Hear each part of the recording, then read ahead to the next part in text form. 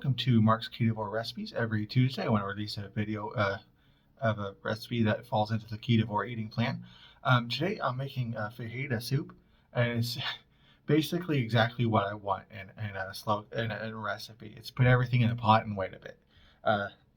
That's the great thing about slow cookers. You literally just put everything in the pot and didn't wait a while. Let me go ahead and show you what's all in it. And here's all what's in it. Starting off with 2 chicken breasts, 8-ounce cream cheese, a pack of fajita seasoning, a small onion, a bell pepper, 10 ounces of rotel, tomatoes and chilies, 1.5 teaspoons of chili powder, and 4 cups of chicken broth, or stock in this case. But let's go ahead and get started. Seriously, it's just put everything in the pot. So, okay, got the chicken in the slow cooker here.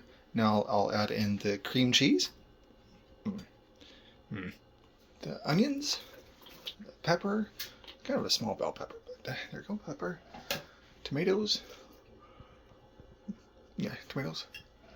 chili powder, the seasoning mix, the seasoning packet, and then finally the chicken broth, stock, whatever, chalk, stock, and barrel. Oh, that smells really good. And I'll give it a bit of a stir.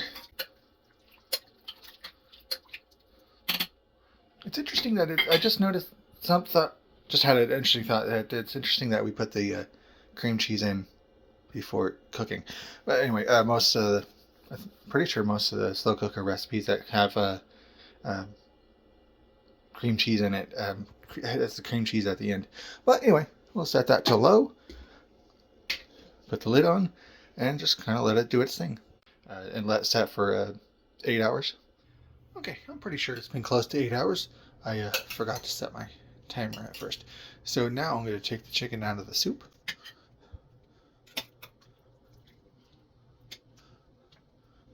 And then it says to whisk the soup to get the bunch of the cream cheese mixed in. And then use a couple of forks to shred up the chicken. I'm legitimately curious as to why shred up the chicken after putting it in the pot for 8 hours. Wouldn't it be easier to cook with the chicken all cut up?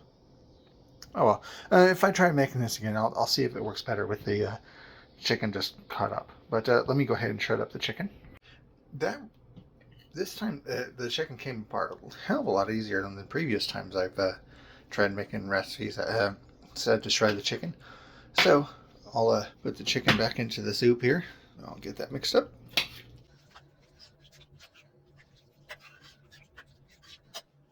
Interestingly enough, the site where I got the recipe from doesn't say how many servings this makes, but I think I'm going to assume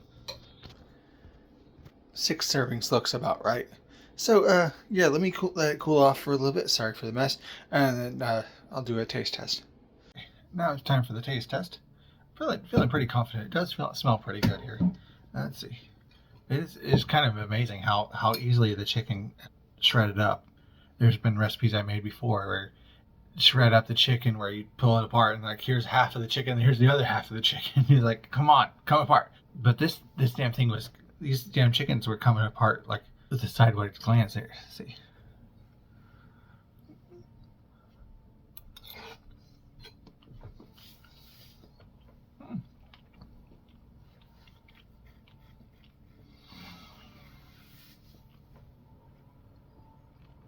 Chicken's still a little bit chewy, but it has really good flavor.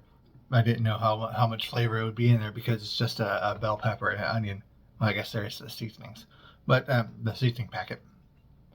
But yeah, I think this is something I'm going to be making more often. It's always fun when you come across a recipe that you enjoy.